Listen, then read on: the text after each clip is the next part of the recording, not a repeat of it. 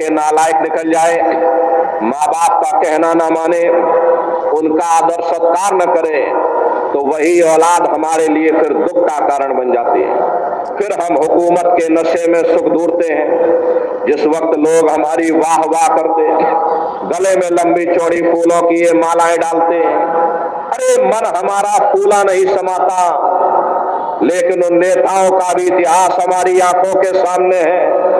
जिस वक्त लोग उनको गोलियों का शिकार बना देते, पकड़ करके जेल खाने में डाल देते, अखबारों में उनकी मट्टियां पलीत कर देते, तो वही हुकूमत हमारे लिए फिर दुख का कारण बन जाती है।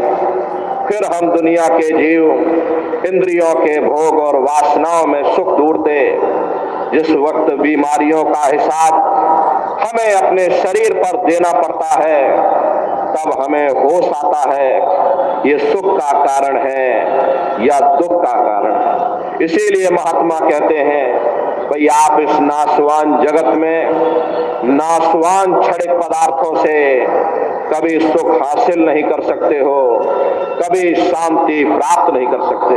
कभी कभी हम लोगों के मन में ख्याल आता है कि शायद जिन दिनों महात्मा आए थे तब दुनिया की हालत इतनी अच्छी न रही होगी, इसीलिए बेचारे महात्मा दुखी दुखी चिल्लाते रहते। लेकिन अब हमने 100 सालों के अंदर इतनी तरक्की कर ली, 100 सालों के अंदर हमने इतना विकास कर लिया। पहले हम झोपड़ियों में रहा करते थे, एक आध कोठरियों में पूरा परिवार रहा करता था। खेती बाड़ी भी लोग हाथों से बैलों से किया करते थे। 15-20 मील के अंदर हमारी सारी दुनिया थी, हम उसी दुनिया में गुजारा करके मर जाते थे। लेकिन अब हमने 100 सालों के अंदर इतनी तरक्की कर ली, बड़ी बड़ी कोठियां बनवा ली।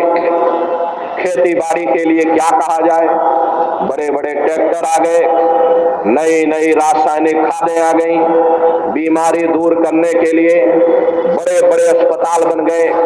अरे जब हमने इतनी तरक्की कर ली है फिर भी हम दुखी क्यों हैं? महात्मा हमें दुखी क्यों कहते हैं? प्रेमी भाई बहनों, आप अपनी बुद्धि से जरा विचार करिएगा कि जब हम झोपड़ियों में रहा करते थे, आपस में एक दूसरे से प्रेम था, शाम को थके हारे घर वापस आते थे, प्रेम के साथ भोजन किया करते थे, मन में कोई चिंता तनाव नहीं हुआ करती थी, गा बजा करके निश्चिंत हो करके सो जाते थे। लेकिन अब हमने 100 सालों के अंदर इतनी तरक्की कर ली, बड़ी बड़ी कोठियां बनवा ली, ऊंचे ऊंचे बंगले बनवा लिए, उनमें एयर कंडीशन भी लगवा लिया, 9-9 इंच के गद्दे भी डलवा लिए, फिर भी हमको नींद नहीं आती।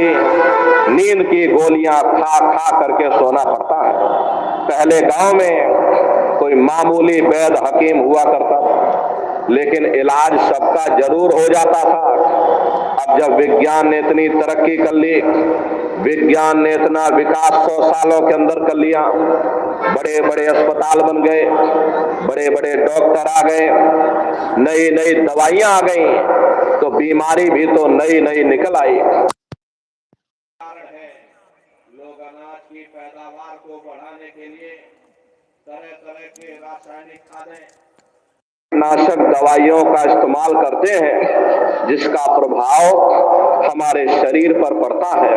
लोगों का खान पान गंदा हो गया, मांस मछली अंडा शराब जैसे इन गंदी चीजों का लोग सेवन करने लगे, जिसका प्रभाव हमारे शरीर पर पड़ता है।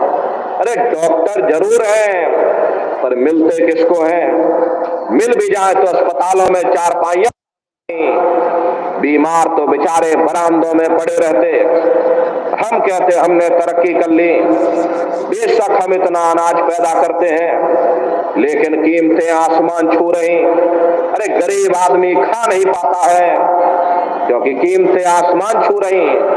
अमीर आदमी तो वैसे भी नहीं खाता क्योंकि उसे शुगर हो रखी है। फिर ऐसी तरक्की से किसी का क्या फायदा हो सकता है? पहले गांव में कोई मामूली झगड़ा फसाद हो जाता था, 4 भले लोग मिल बैठ करके सुलझा देते थे। अब आप मुकदमा करके देख लीजिए, क्या मजाल 20-25 साल से पहले आपको कोई फैसला मिल जाए। अरे कचहरियों में जाकर के देखिए, तीर्थों की तरह जमघट लगा हुआ,